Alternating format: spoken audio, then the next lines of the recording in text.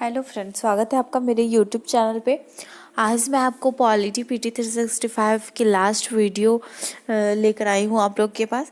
तो ये हमारा पार्ट 8 होगा। इसमें मैं फाइनल जो एक टॉपिक बचा हुआ है शासन के महत्वपूर्ण पहलू, उसे मैं इसमें करवा दूंगी। उसके बाद मेरा इकोनॉमिक्स का लेक्चर आएगा, फिर मैं इन्वायरमेंट का करवाऊंगी। मिड में तक जाते जाते हमारा करंट अफेयर कंप्लीट हो जाएगा, क्योंकि पीटी 365 का हिंदी में सारे बुकलेट्स अभी आए नहीं हैं, अभी अवेलेबल नहीं है। इसलिए जैसे जैसे बुकलेट्स आते जाएंगे मैं कंप्लीट करवाते जाऊंगी। बस आप लोग से रिक्वेस्ट है कि चैनल को सब्सक्राइब करें और शेयर करें। आप लोग शेयर नहीं कर रहे हो, सब्सक्राइब नहीं कर रहे हो, तो थोड़ा सा डीमोटिवेट हो जा रही हूँ। बट प्लीज़ आप लोग सपोर्ट करें ताकि मुझे भी अच्छा लगे और मैं जल्दी जल्दी और वीडियो बनाते जाऊँ। तो चलिए स्टार्ट करते हैं आज का हमारा ये पॉलिटी का लास्ट वीडियो। तो ये हमारा है शासन के महत्वपूर्ण पहलू, इम्पॉर्टेंट एस्पेक्ट ऑफ गवर्नेंस। ठीक है, तो पहला है आधार पे। तो क्या है कि उच्चतम न्यायालय ने वर्ष 2018 के आधार के संबंध में अपने दिए गए निर्णय की समीक्षा की मांग करने वाली याचिका को 2-4 के बहुमत से खारिज कर दिया है। ठीक है, तो ये इस कारण से ये सुर्खियों में आया है आधार वाला टॉपिक। तो उच्चतम न्यायालय द्वारा प्रदत्त 2008-18 के निर्णय में केंद्र के महत्वपूर्ण आधार योजना को संवैधानिक रूप से वैध घोषित किया गया था। ठीक है, हालांकि कुछ प्रावधानों को निरस्त भी किया गया था। ओके, तो कौन कौन से प्रावधान थे आप देख लेते हैं। आयकर रिटर्न भरने और स्थायी खाता पैन के आवंटन के लिए आधार को अनिवार्य बना दिया गया है। ओके, तो आप ये देख लेना कि कहाँ कहाँ आधार अनिवार्य है, कहाँ कहाँ ठीक है चलेगा, नहीं भी रहे तो कोई दिक्कत नहीं है, कहाँ कहाँ ऐसा है। तो फिर ये देख लेना, क्योंकि ये सब यूपीएससी में क्वेश्चन आते हैं, आपसे पूछ सकता है कि आधार कार्ड कहाँ कहाँ अनिवार्य है, तो आपको याद रहेगा तभी पता रहेगा। ठीक है, तो आप ये देख लेना। तो जैसे कि आयकर रिटर्न और पैन कार्ड में अनिवार्य है। ठीक है, प्रमाणीकरण डेटा के भंडार की अवधि को 5 वर्ष से घटाकर 6 माह कर दिया गया है। ठीक है, ओके। और पहले बैंक खाता खुलवाने और मोबाइल कनेक्शन लेने में आधार अनिवार्य था, लेकिन अब समाप्त कर दिया गया है। ठीक है, तो यहाँ पे आप याद रखना, जैसे यूपीएससी आपको कंफ्यूजन करने के लिए ये ऑप्शन में डाल सकता है कि बैंक मीन्स आधार कहाँ कहाँ अनिवार्य है, तो आईटीआर, पैन और बैंक खाता तीनों में डाल सकते हैं। तो आपको ऑप्शन करेक्शन करने वाली रहेगी, तो उस टाइम आपको ये पता नहीं रहेगा कि बैंक खाता खुलवाने और मोबाइल कनेक्शन में अब अनिवार्यता को समाप्त कर दिया गया है। तो फिर आपको क्वेश्चन में दिक्कत होगा, वहाँ 50-50 का प्रॉब्लम हो जाएगा। तो कॉन्फिडेंस का बहुत ज़रूरी होता है प्रीलिम्स क्रैक करने के लिए। आपको कॉन्फिडेंस होना चाहिए, उसके लिए आपको अच्छे से मतलब कि सब कुछ क्लियर होना चाहिए। ठीक है, तो आप ये अच्छे से देख लेना। ओके, और क्या है कि किसी भी कंपनी या निजी संस्था द्वारा पहचान के लिए आधार की मांग नहीं की जाएगी। ठीक है, कोई भी कंपनी जैसे कि है या फिर निजी कंपनी है, तो पहचान पत्र के जगह के लिए वो नहीं कहेगा कि नहीं आप आधार ही लाओ। ठीक है, ऐसा आप दे सकते हो, बट कोई ज़रूरी नहीं है कि आप आधार ही दो, लाइसेंस भी दे सकते हो, पैन कार्ड भी दे सकते, कुछ भी दे सकते हो। ठीक है, साथ ही उच्चतम न्यायालय ने राष्ट्रीय सुरक्षा के आधार पर डेटा के साझाकरण की अनुमति देने वाले प्रावधान को पर रोक लगा दिया है। ठीक है, जो डेटा साझाकरण की अनुमति देता है उस पर भी सुप्रीम कोर्ट ने रोक लगा दिया। ठीक है, कल्याणकारी योजनाओं और सरकारी सब्सिडी की सुविधा का लाभ उठाने के लिए आधार कार्ड को अनिवार्य कर दिया गया। ठीक है, जैसे कि अब कल्याणकारी जो भी सरकार की योजनाएं चलती है, सरकार सब्सिडी देते हैं। ठीक है, तो उन सब सुविधाओं का अगर आपको लाभ उठाना है तो वहाँ पे आपका आधार अनिवार्य हो जाता है। तो आपका अनिवार्य कहाँ कहाँ है, पैन कार्ड में है, आई कार्ड, तो आयकर रिटर्न्स भरने में, और ये तीनों में यहाँ तक अनिवार्य मिला है। तो 3 चीज़ों में आप याद रखना, मतलब 4 चीज़ें, सब्सिडी, कल्याणकारी योजनाएं और आयकर रिटर्न और आपका एक पैन कार्ड में, ठीक है। ये हो गया। और फिर क्या है, याचिका के तहत जिन 2 आधारों पर सुप्रीम कोर्ट ने वर्ष 2018 के बहुमत से दिए गए निर्णय की समीक्षा करने की मांग की जा रही थी, वे इस प्रकार है, ठीक है। जैसे कि लोकसभा अध्यक्ष द्वारा प्रस्तावित कानून को धन विधेयक के रूप में घोषित करने का निर्णय अंतिम था और इसे न्यायालय में चुनौती नहीं दी जा सकती थी, ठीक है। और इसका सब पॉइंट है, 2018 में सुप्रीम कोर्ट ने कहा कि लोकसभा अध्यक्ष निर्णय को कुछ विशेष परिस्थितियों में ही न्यायालय में चुनौती दी जा सकती है, ठीक है। कुछ विशेष परिस्थितियों में ही अध्यक्ष के निर्णय को सुप्रीम कोर्ट में चैलेंज किया जाएगा, ठीक है। आधार जो अधिनियम 2016 है, ठीक है, के तहत जो धन विधेयक के रूप में उचित रूप से प्रमाणित किया गया था, वो सुप्रीम कोर्ट ने अपने निर्णय में कहा कि आधार अधिनियम को धन विधेयक के रूप में लाना उचित प्रक्रिया थी, ठीक है। आधार के बारे में अब हम जान लेते हैं। तो आधार मुख्यतः भारत के सभी निवासियों के लिए भारतीय विशिष्ट पहचान प्राधिकरण जो UIDAI द्वारा जारी 12 अंकों की एक विशिष्ट पहचान संख्या होती है।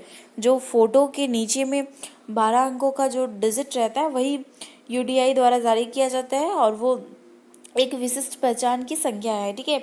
आधार अधिनियम 2016 के प्रावधानों के तहत स्थापित UDAI एक संवैधानिक प्राधिकरण है, ठीक है। तो 2016 के एक्ट के तहत ही UDI स्थापित किया गया है और ये क्या है, एक संविधिक, ठीक है, प्राधिकरण है।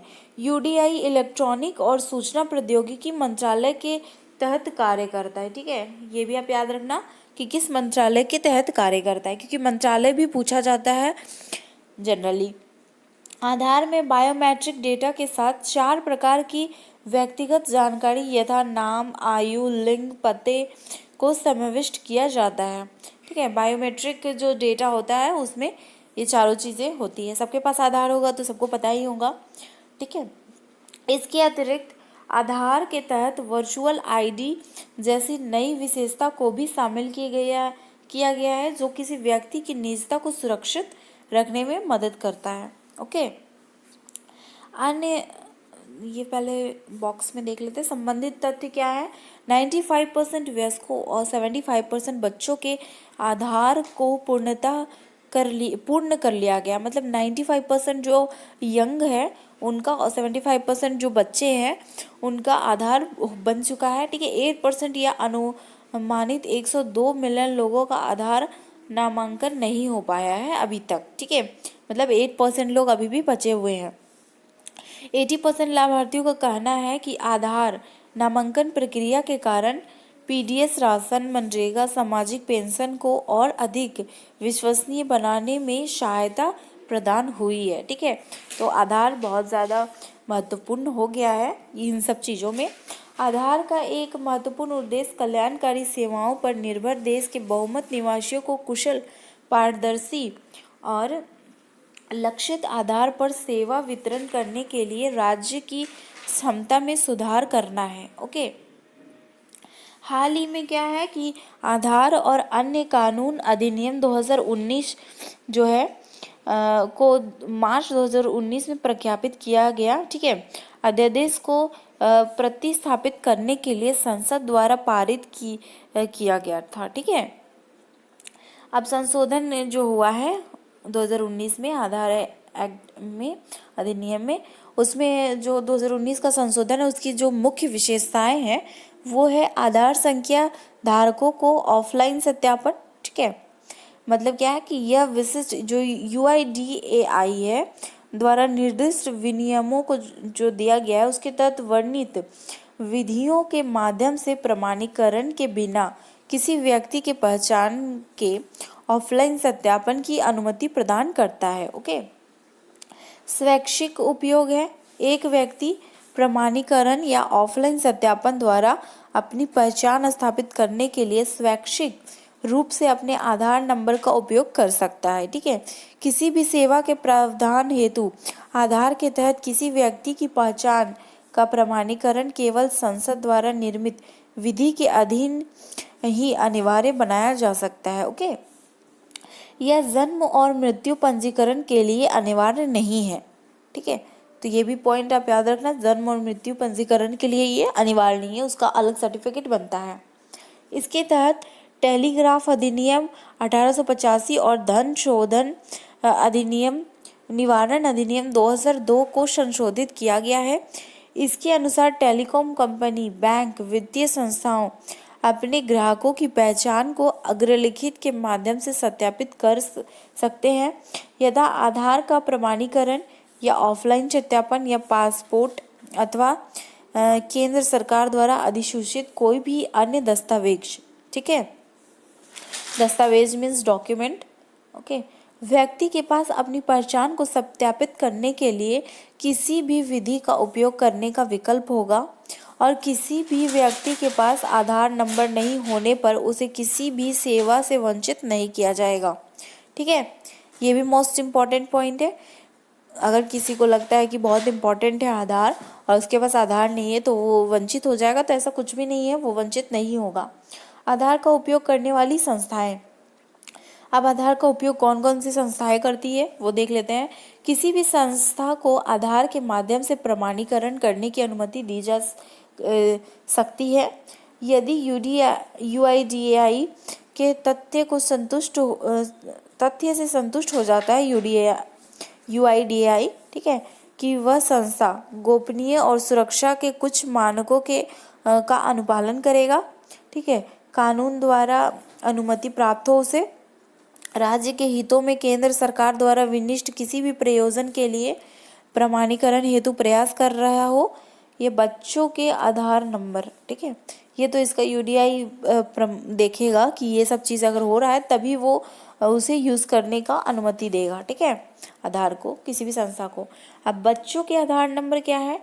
आधार नंबर प्राप्त करने के लिए बच्चों का नामांकन कराने का समय नामांकन कराने वाली एजेंसी को बच्चों के माता पिता या अभिभावक की सहमति प्राप्त करना आवश्यक है। ठीक है, सहमति प्राप्त करना आवश्यक है। बच्चों द्वारा 18 वर्ष की आयु प्राप्त करने के उपरांत अपने आधार को रद्द करने के लिए आवेदन किया जा सकता है। ठीक है, कुछ मामलों में सूचना का प्रकटीकरण केवल हाई कोर्ट या इससे ऊपर के कोर्ट जो भी हो द्वारा आदेश के लिए प्रकटीकरण की अनुमति प्रदान की जाएगी। ठीक है, राष्ट्रीय सुरक्षा के हितों में सूचना का प्रकटीकरण करने संबंधित निर्देश केवल सचिव या ऊपर के अधिकारी द्वारा ही जारी किया जाएगा। अब UIDAI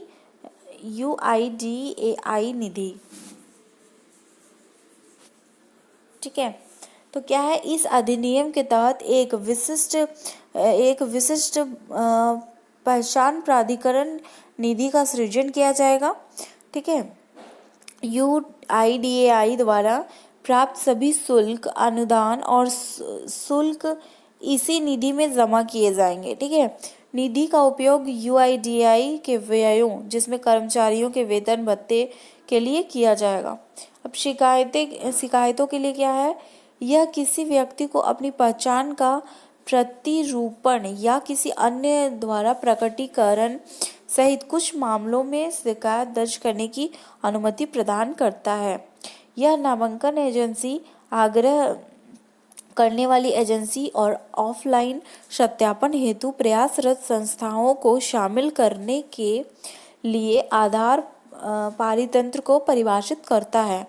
ओके, अब अर्थदंड क्या है? UIDAI आधार पारितंत्र में किसी भी संस्था के विरुद्ध शिकायत संबंधित पहल कर सकता है यदि वह संस्था आधार अधिनियम या UIDAI के निर्देशों का पालन करने में तथा UIDAI द्वारा अपेक्षित सूचनाओं को प्रस्तुत करने में विफल रहती है। इसके अतिरिक्त दूरसंचार विवाद समाधान और अपील अधिकरण निर्णयन अधिकारी के निर्णयों के विरुद्ध अपीलीय प्राधिकरण के रूप में कार्य करेंगे। ओके, तो वो हमारा आधार का कंप्लीट हो गया। अब हम मिशन कर्मयोगी के बारे में चर्चा करेंगे। तो हाल ही में क्या हुआ है कि केंद्रीय मंत्रिमंडल द्वारा मिशन कर्मयोगी राष्ट्रीय सिविल सेवा क्षमता विकास कार्यक्रम को स्वीकृति प्रदान की गई है। ठीक है, अब इसकी प्रमुख विशेषता क्या है, तो विशेषता इसकी देख लेते हैं। तो क्या है, वित्तीय आवंटन, इसके तहत लगभग 46 लाख केंद्रीय कर्मचारी को सम्मिलित करने के लिए वर्ष 2020 से 21 से लेकर वर्ष 2024 से 25 तक 5 वर्षों की अवधि के दौरान 510.86 करोड़ रुपए की धनराशि व्यय की जाएगी। यह व्यय आंशिक रूप से 50 मिलियन अमेरिकी डॉलर तक की सहायता से बहुपक्षीय सहयोग द्वारा वित्त पोषित है। ठीक है, अब क्या है,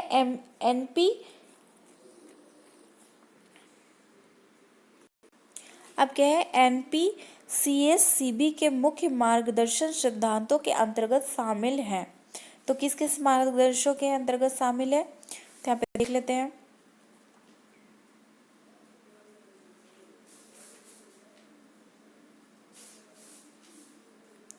तो पहला पॉइंट है, सिविल सेवकों को उनके पद की आवश्यकता के अनुसार आवंटित कार्यों को उनकी क्षमता के साथ समायोजित कर नियम आधारित, भूमिका आधारित और मानव संसाधन प्रबंधन को अपनाया जाएगा। ये तीनों पॉइंट मोस्ट इम्पॉर्टेंट है, नियम आधारित, भूमिका आधारित और मानव संसाधन प्रबंधन को अपनाया जाएगा। तो इसे आप याद रखना। ठीक है, ये इनके सिद्धांत होंगे मूल। ऑफ साइट लर्निंग, सीखने की पद्धति को बेहतर बनाने हेतु ऑफ साइट लर्निंग पर बल दिया जाएगा।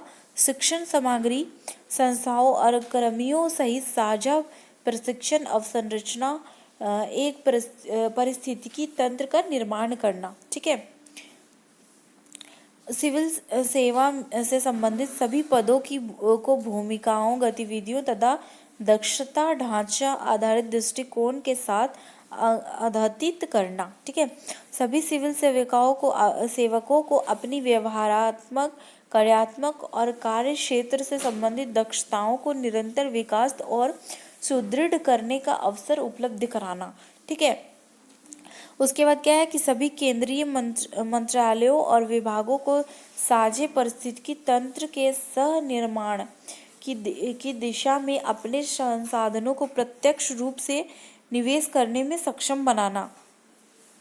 ओके, उसके बाद क्या है, सार्वजनिक प्रशिक्षण संस्थाओं, विद्यालयों आदि सहित सीखने की प्रक्रियाओं से संबंधित सर्वोच्च विषय वस्तु के निर्माताओं के साथ साझेदारी करना। तो ये सब क्या है, इसका सिद्धांत होगा। ये जो एनपीसीएसबी बनेगा उसमें जो सिविल सेवकों को प्रशिक्षण दिया जाएगा, तो इन पॉइंट को मतलब कि मोटिव रख के इनको प्रशिक्षण दिया जाएगा।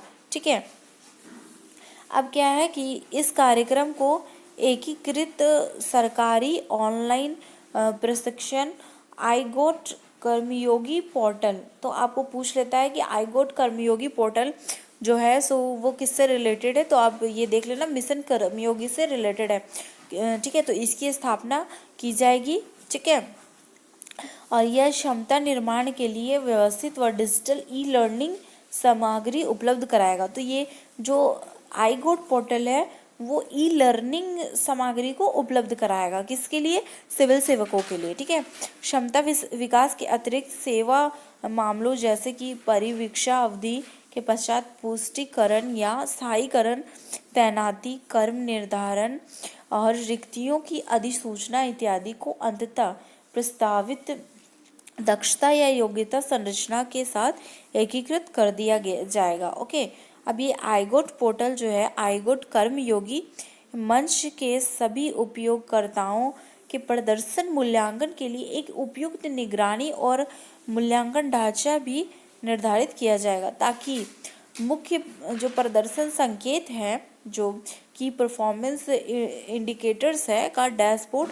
अवलोकन तैयार किया जा सके। ओके, अब क्या है कि कुछ संस्थागत ढांचा है। ठीक है, तो उसे भी देख लेते हैं।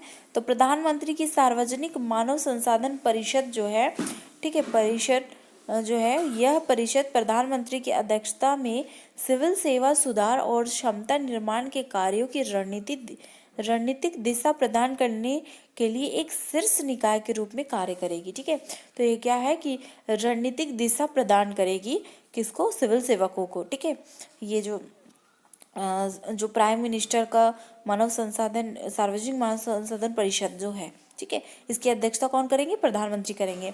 इसके कुछ चयनित केंद्रीय मंत्री, मुख्यमंत्री, प्रख्यात सार्वजनिक मानव संसाधन पेशेवर, ठीक है, विचारक, वैश्विक विचारक और लोक सेवा प्राधिकारी शामिल होंगे इस निकाय में। ठीक है, क्षमता विकास आयोजन जो है वो क्या है? आयोग। इस आयोग की निम्नलिखित भूमिका होगी।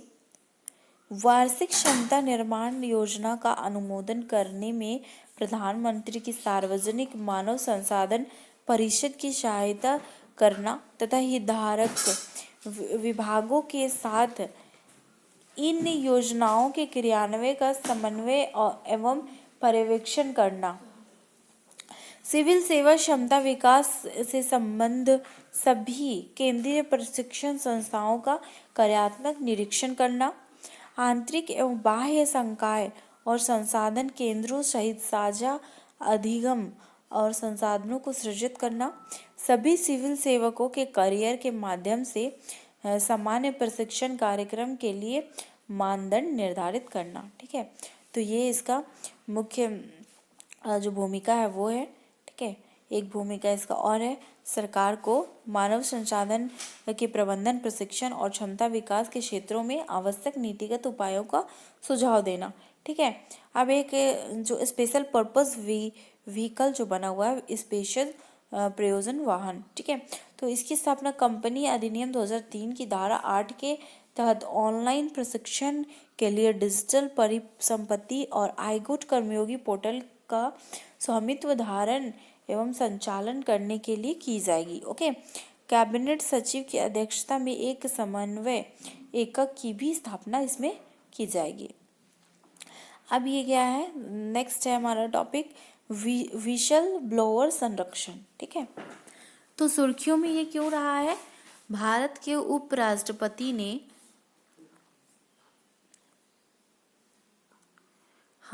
भारत के उपराष्ट्रपति ने सभी कॉरपोरेट्स को यह सुझाव दिया है कि विसल ब्लोइंग मतलब कि अर्थात सूचना प्रदायगी मुखबिरी, ठीक है, तंत्र को प्रोत्साहित करें और सूचना प्रदाता के लिए पर्याप्त सूचना उपयोग की व्यवस्था करें।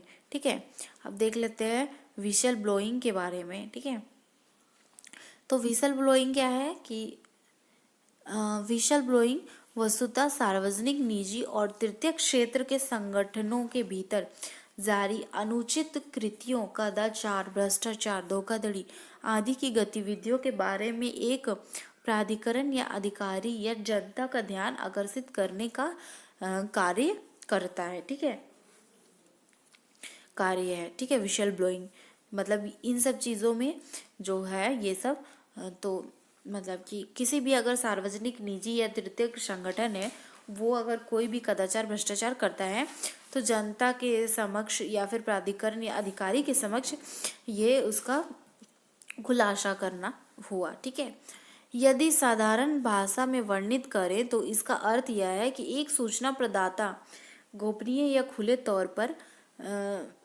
सीटी बजाकर उपयुक्त अनुचित या अनैतिक गतिविधियों को प्रकट करता है। ठीक है, इस संबंध में विशल ब्लोअर एक वर्तमान या पूर्व कर्मचारी, निर्देशक या फिर अधिकारी, कंपनी का सचिव, वस्तु और सेवा का आपूर्तिकर्ता या स्वयं सेवक हो सकता है। ठीक है, विशल मतलब सीटी। भारत के विशल ब्लोइंग की स्थिति तथा विशल ब्लोअर्स की सुरक्षा के लिए तंत्र। ठीक है, सूचना प्रदाता संरक्षण अधिनियम 2014। तो यह अधिनियम किसी भी लोक सेवक द्वारा कृत्य, भ्रष्टाचार, जानबूझकर शक्ति का दुरुपयोग, विशेषाधिकारों के दुरुपयोग को प्रकट करने वाले व्यक्तियों को उत्पीड़न से सुरक्षा प्रदान करता है। इसके अतिरिक्त इसमें सूचना प्रदाताओं की पहचान को सुरक्षित रखने का प्रावधान किया गया है। यह अधिनियम एक विशल ब्लोअर की एक व्यापक परिभाषा प्रदान करता है।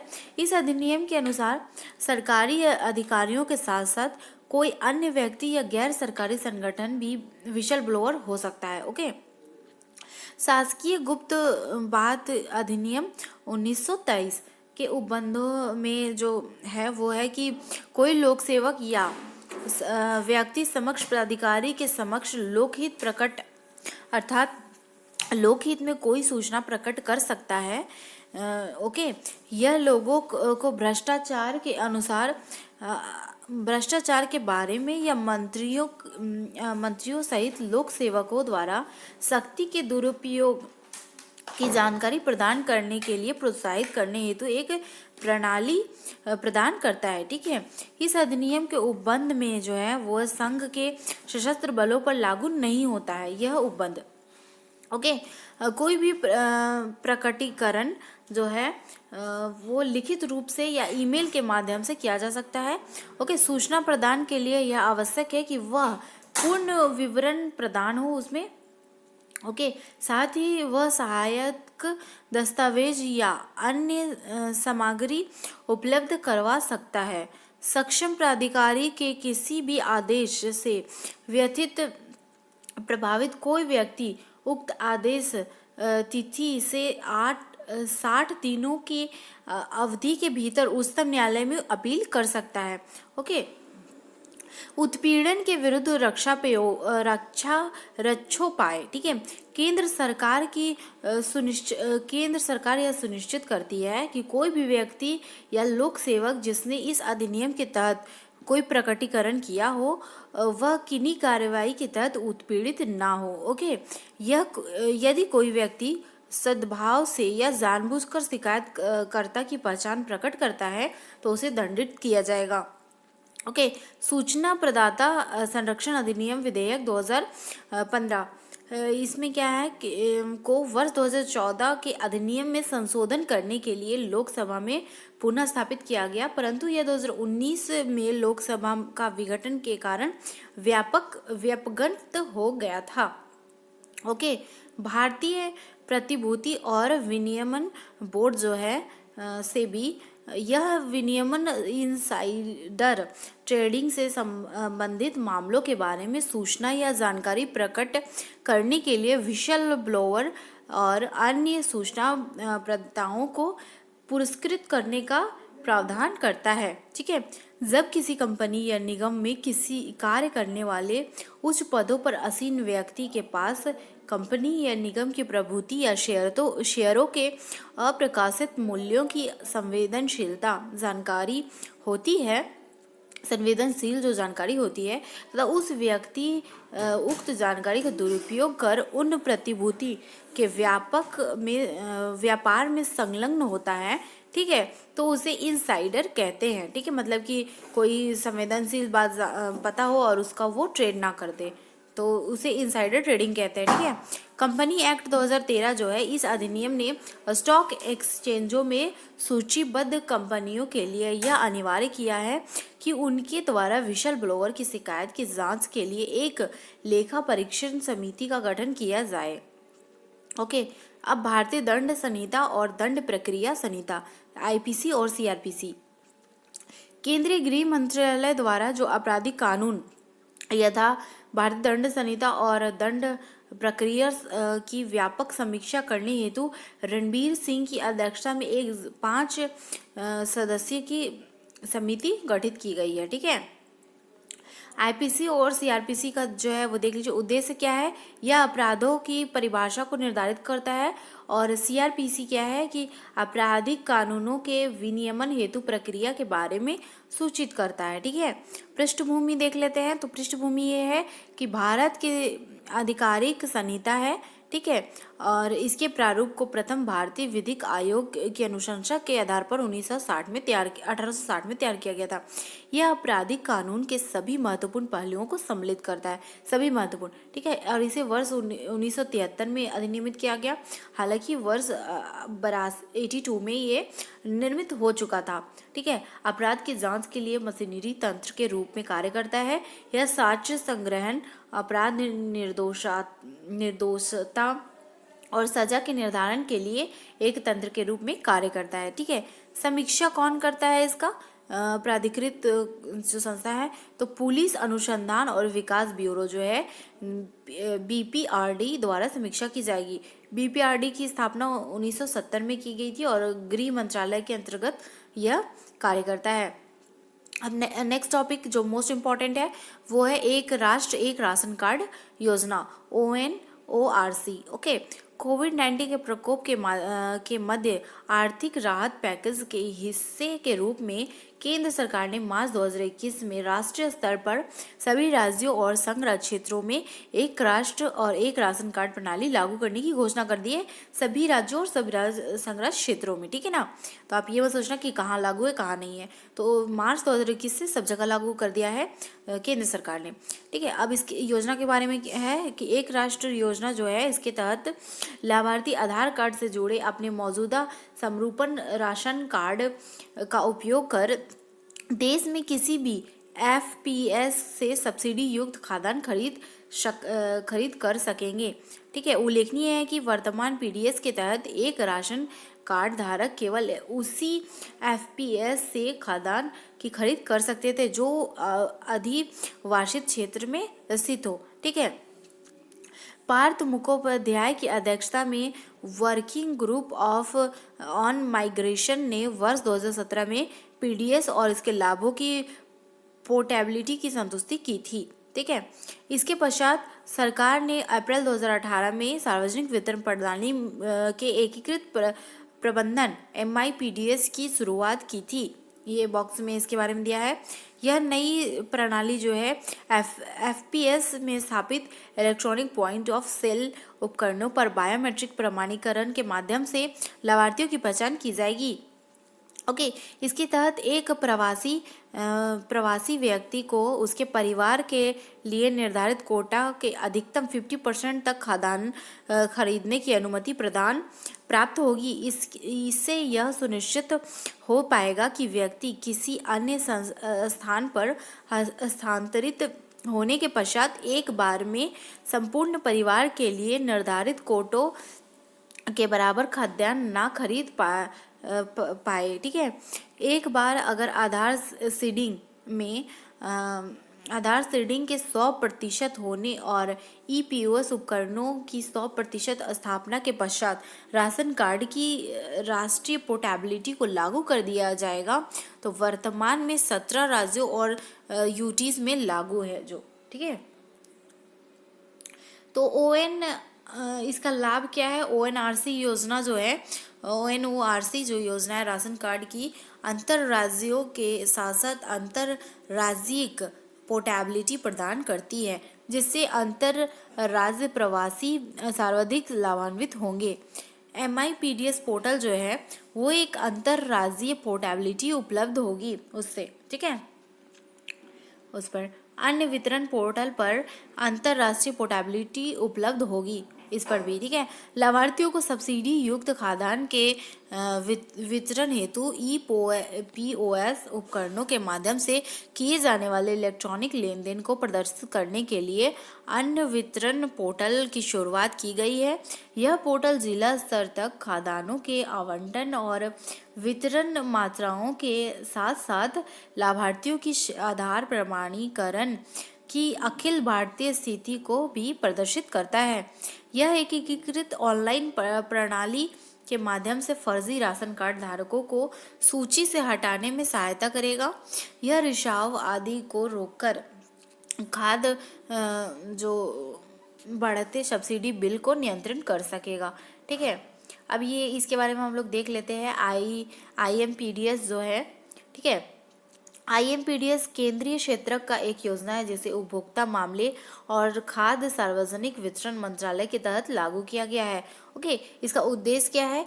2013 का जो राष्ट्रीय खाद्य सुरक्षा अधिनियम है उसके तहत खाद्यान्न वितरण में देशव्यापी पोर्टेबिलिटी का कार्यान्वयन करना, लाभार्थी डेटा अर्थात लाभार्थी के दोहराव को रोकने हेतु राष्ट्रीय स्तर पर डेटा निरपेक्षापागर का सृजन करना, निरंतर सुधार लाने हेतु डेटा विश्लेषण संबंधित उन्नत तकनीकों का उपयोग करना। ओके, अब क्या है, ये देख लेते हैं हम लोग। जो राष्ट्रीय खाद्य सुरक्षा अधिनियम 2013 है, NFSA, यह क्या है? यह खाद्य सुरक्षा के संबंध में कल्याणकारी दृष्टिकोण से अधिकार आधारित दृष्टिकोण की ओर परिवर्तन का एक परिचायक है। ओके, यह अधिनियम विधिक रूप से लक्षित सार्वजनिक वितरण प्रणाली TPDS के तहत सब्सिडी युक्त खाद्यान्न प्राप्त करने के लिए 50% तक ग्रामीण आबादी को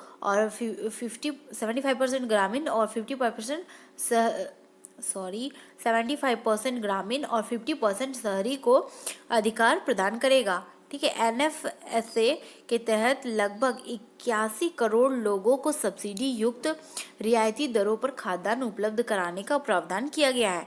ठीक है, ये लाभार्थी TPDS के अंतर्गत आने वाले अपने निकटवर्ती FPS से 3 रुपये प्रति किलो की दर से चावल और 2 रुपये की दर से गेहूं और 1 रुपये की दर से मोटा अनाज खरीदने के हकदार होंगे। ओके, इनका संचालन केंद्र और राज्यों के संयुक्त जदही के तहत किया जाएगा। ठीक है, अब केंद्र सरकार का उत्तरदायित्व क्या है इसमें? तो राज्य और यूटी जो है प्रदेशों को खदानों का आवंटन करना, नामित डिपो तथा खाद्यान्न का परिवहन करना, FCI गोदामों से FPS का खाद्यान्न वितरण के लिए राज्यों शासित प्रदेशों को केंद्रीय सहायता प्रदान करना, राज्य सरकारों का उत्तरदायित्व पात्र परिवारों की पहचान करना, राज्य का दायित्व है ये, और राशन कार्ड जारी करना, और FPS की कार्यप्रणाली की निगरानी के साथ साथ परिचालन कार्य संबंधित करना। ठीक है, तो ये राज्य का काम होगा। अब लक्षित सार्वजनिक वितरण प्रणाली जो है TPDS, तो क्या है कि वर्ष 1997 में निर्धन जनसंख्या पर ध्यान केंद्रित करने हेतु प्रारंभ किया गया था। TDPS के तहत लाभार्थी को 2 श्रेणियों में विभाजित किया गया है, एक है BPL और एक है APL। तो निर्धनता रेखा से नीचे को BPL, बिलो पॉवर्टी लाइन, और निर्धनता रेखा से ऊपर को अबव पॉवर्टी लाइन कह सकते हैं। ठीक है, परिवार। तो TDPS को अधिक केंद्रित तथा लक्षित बनाने हेतु 2000 में अंत्योदय अन्न योजना प्रारंभ की गई थी। यह BPL लाभार्थियों के मध्य सबसे निर्धन परिवारों पर केंद्रित है। तो ये टॉपिक यहाँ पे खत्म हो गया है। नेक्स्ट है बड़ी प्रौद्योगिकी कंपनी का विनियमन। तो सुर्खियों में क्यों है कि फेसबुक, गूगल जैसी बड़ी प्रौद्योगिकी कंपनी द्वारा एक अधिकार शक्ति के दुरुपयोग के कारण जो संपूर्ण विश्व में कई जांच संचालित की जा रही है उसके बारे में। तो बड़ी प्रौद्योगिकी कंपनी के लिए विनियामकीय तंत्र सूचना प्रौद्योगिकी अधिनियम 2000 है। यह अधिनियम कंप्यूटर संसाधनों के उपयोग से संबंधित सभी गतिविधियों को शासित करता है तथा सभी मध्यवर्ती को सम्मिलित करता है। ठीक है, जो कंप्यूटर संसाधनों और इलेक्ट्रॉनिक अभिलेखों के उपयोग में भूमिका निभाते हैं। किसी भी कंप्यूटर संसाधनों में सृजित, प्रेषित, प्राप्त, भंडारित किसी भी सूचना के अंतर्रोधन, निगरानी या विगूढ़न पर केंद्र और राज्य सरकारों को निर्देश जारी करने की शक्ति प्रदान करता है। ओके, और दूसरा है CCI, भारतीय प्रतिस्पर्धा आयोग। यह सहभागिता और प्रवर्तन के माध्यम से अनुकूल प्रतिस्पर्धी संस्कृति और संवर्धन करना है। ओके। उसके बाद क्या है, यह निर्धारित करता है कि किसी प्रौद्योगिकी कंपनी ने अपनी प्रभावी स्थिति का दुरुपयोग किया है। सीसीआई को एक प्रभावी कंपनी को विभाजित करने का अधिकार प्रदान करता है ताकि यह सुनिश्चित किया जा सके कि ऐसी कंपनी अपनी प्रभावी स्थिति का दुरुपयोग ना करे जिसका बाद में आह्वान किया जा सकता हो। ओके। और थर्ड है प्रवर्तन निर्देशालय, ईडी, ठीक है, इन्फोर्समेंट डायरेक्टरेट।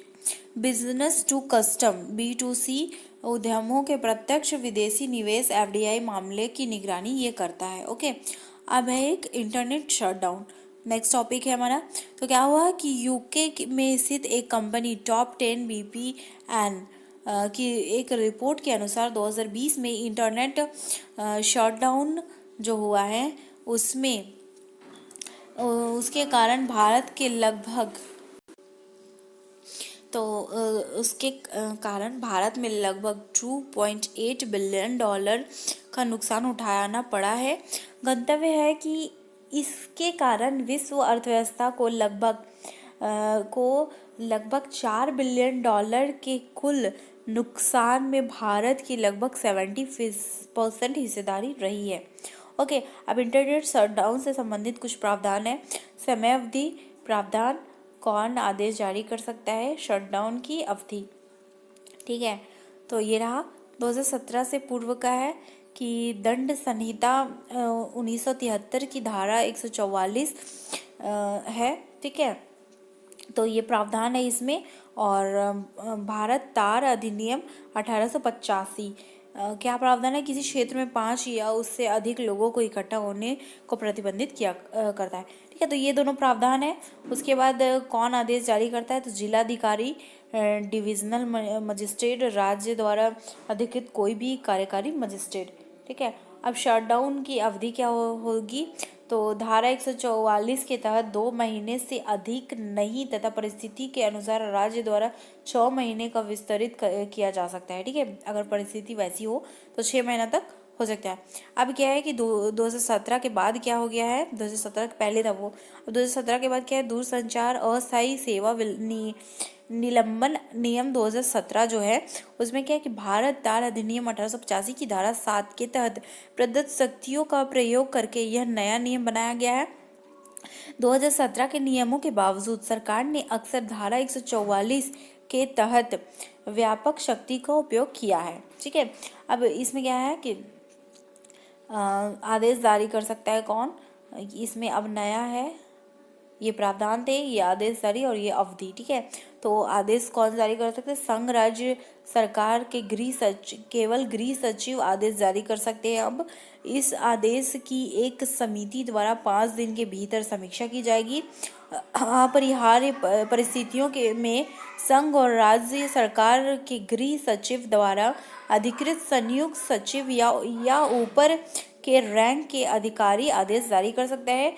और अवधि क्या है कि दूरसंचार सेवा अधिनियम निलंबन जो 2020 का नया संशोधन अधिनियम है उसके अंतर्गत क्या है कि 15 दिनों से अधिक के लिए प्रावधान प्रचलन या प्रभाव नहीं रहेगा, ठीक है, निलंबन का।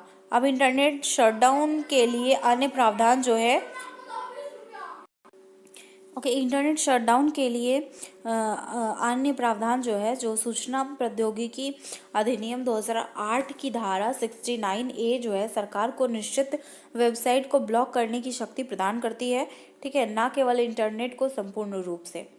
ओके। समीक्षा और समिति, संघ स्तर पर और राज्य स्तर पे, इसमें कैबिनेट सचिव, ठीक है, तथा विधि कार्य विभाग के भार साधक सचिव, ठीक है, सदस्य होंगे और कैबिनेट सचिव इसके अध्यक्ष होंगे, ठीक है। और दूर संचार विभाग के सचिव भी इसके सदस्य होंगे, मतलब 3 होंगे इसके, एक अध्यक्ष और 2 सदस्य। ओके। और राज्य स्तर पे क्या होगा कि एक मुख्य सचिव होंगे और भार साधक विधि या विधि परामर्श विधि द्वारा विधि कार्य सचिव एक सदस्य होंगे और राज्य सरकार का एक सचिव गृह सचिव के अलावा सदस्य के रूप में, मतलब इसमें भी 3 होंगे, एक होगा सचिव मतलब अध्यक्ष और 2 सदस्य, ठीक है।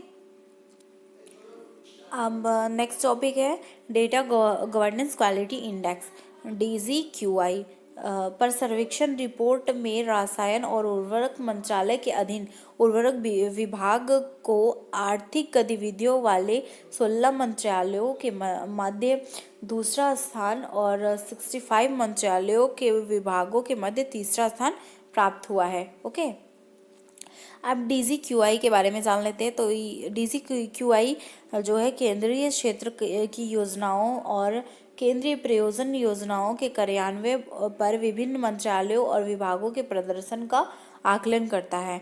इसे नीति आयोग के अंतर्गत विकास अनुवीक्षण और मूल्यांकन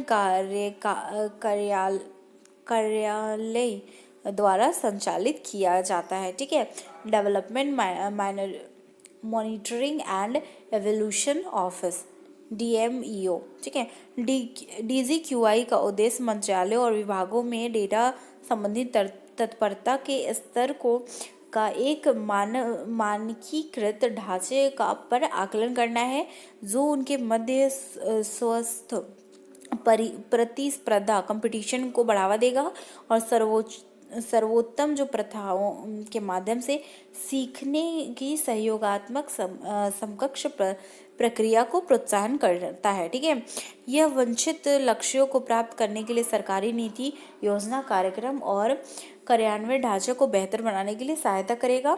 ठीक है, और सरकारी सेवाओं के वितरण में सुधार के लिए विभिन्न कार्यक्रम संचालन किए गए हैं। भारतीय विशिष्ट पहचान प्राधिकरण जो है UIDAI राष्ट्रीय सूचना ग्रिड एंड नेट ग्रिड और अंततः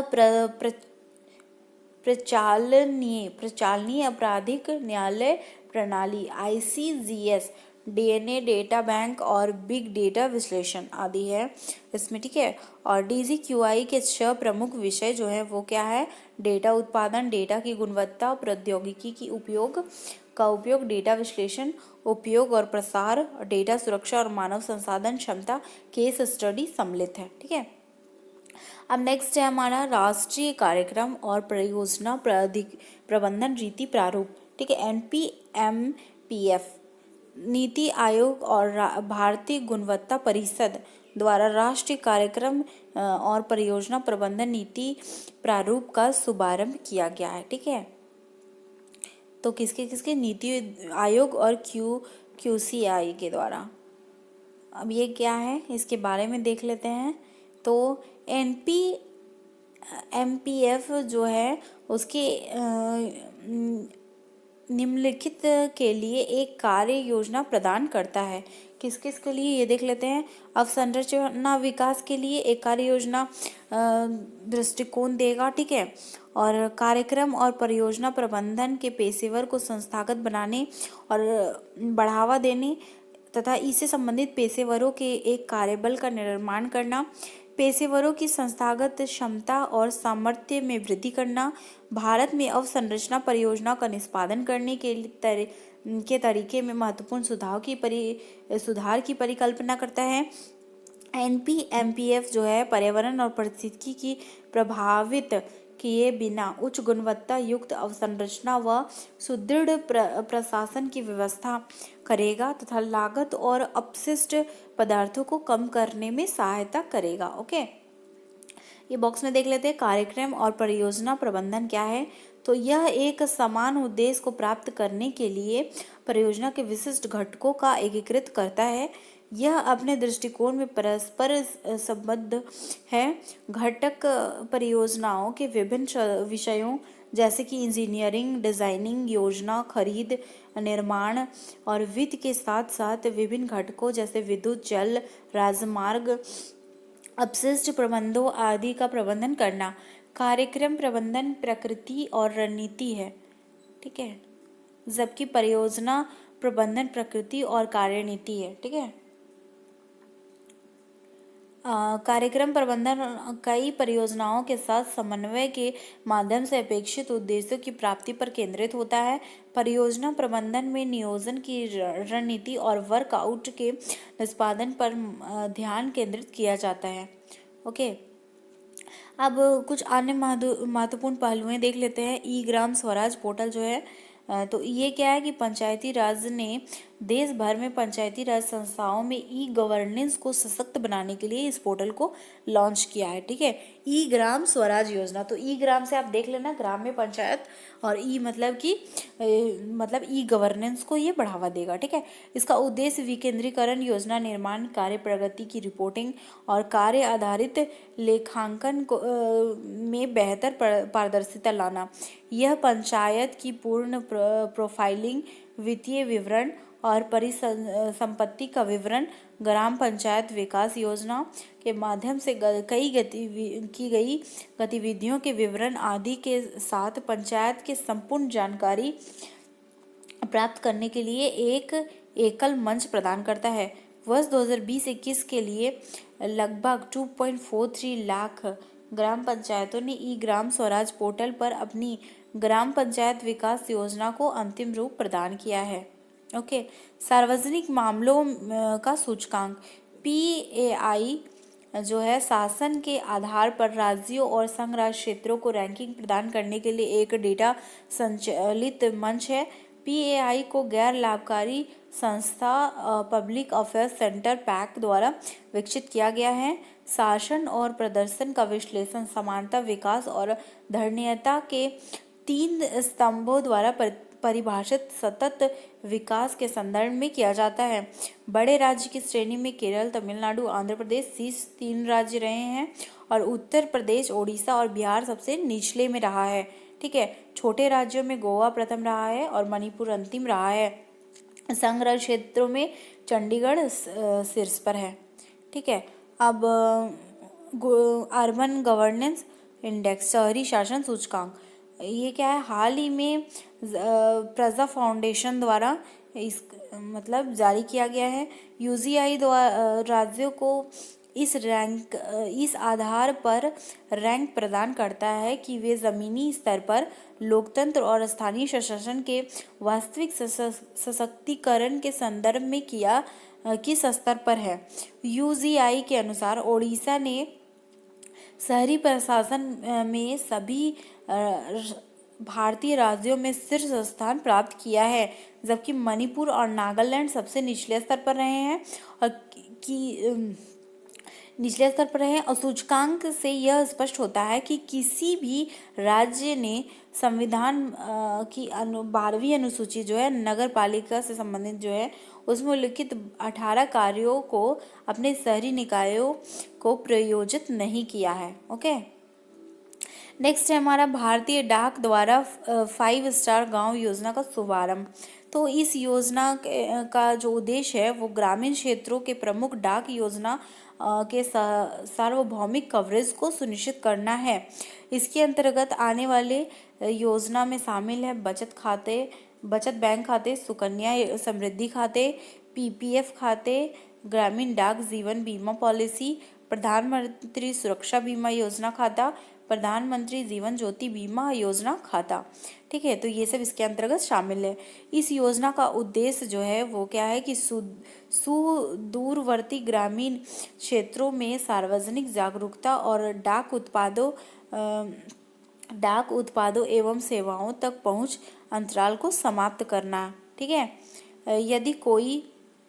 यदि कोई गांव उपयुक्त सूची में 4 योजनाओं के लिए सार्वभौमिक कवरेज प्राप्त करता है तो उस गांव को 4 स्टार दर्जा प्राप्त हो जाएगा। यदि कोई 3 योजना को पूर्ण करता है तो उसे 3 स्टार दर्जा प्राप्त हो जाएगा। ठीक है, तो आज का हमारा यही है और हमारा ये PT 365 पॉलिटी का आज फुल्ली कंप्लीट हो गया है। तो अब आप लोग को कोई क्वेरी नहीं होगी क्योंकि ये PT 365 हमारा जो है पॉलिटी का वो फुल्ली कंप्लीट है। ओके, 8 वीडियो इसके लेक्चर रहे हैं, तो आप लोग शुरू से 1 बाय 1 करके देख लेना 8, तो आपका ये PT 365 फुल्ली कंप्लीट हो जाएगा पॉलिटी का।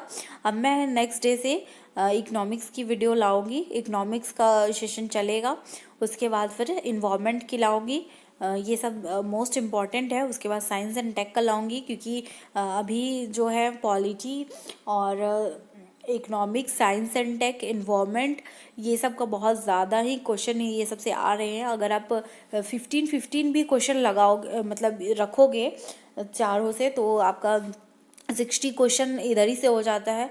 और PTC 65 में तो करंट और स्टैटिक दोनों होता है, तो आपको बहुत सारे स्टैटिक इससे कवर हो जाता है। बस कुछ लक्ष्मीकांत एक बुक आप पढ़ लोगे और ये PTC 65 कर लोगे, तो फिर आपका पॉलिटी का तो कंप्लीट है। कुछ टेस्ट सीरीज लगा के प्रीवियस ईयर पेपर देख के फिर आप कर लोगे इस तरह से। और उसके बाद इसका आपका फुली कंप्लीट हो जाएगा। 15 क्वेश्चन से 20 क्वेश्चन पॉलिटी से आते हैं प्रीलिम्स में, तो आप इसका अच्छे से तैयारी कर लो। 20 में कम से कम 15 क्वेश्चन आप कर जाओगे। अगर आप इन चारों सब्जेक्ट से अच्छे से करते हो तो 16 मतलब कि UPSC का प्रीलिम्स आपका पार हो जाएगा। तो बने रहे मेरे चैनल पे, मैं आपका फुली कंप्लीट करवा दूंगी और अच्छे से समझा दूंगी। हिंदी मीडियम के लिए ये बहुत ही बेस्ट वीडियो रहेगा। आप इसे ज़रूर देखना और प्लीज़ प्लीज़ शेयर सपोर्ट करना मुझे, ताकि मैं मोटिवेट हूँ और वीडियोस और बना सकूँ, सारे सब्जेक्ट का मैं कंप्लीट करा दूँ। सो प्लीज़ शेयर कीजिएगा एंड बेल आइकन आप ज़रूर दबाना। बेल आइकन आप प्रेस करते हो तो जैसे कि मैं वीडियो डालूंगी आपको नोटिफिकेशन आ जाएगा, इसलिए आप बेल आइकन भी ज़रूर प्रेस करना। And thank you everyone. आज का वीडियो थोड़ा सा बड़ा हो गया है क्योंकि इसमें कंटेंट ज़्यादा था, तो और उसे अच्छे से एक्सप्लेन करना भी ज़रूरी होता है, इसीलिए thank you and keep study. और अच्छे से आप प्रिपरेशन करो, प्रीलिम्स ज़रूर होगा इस बार। Okay, best of luck everyone.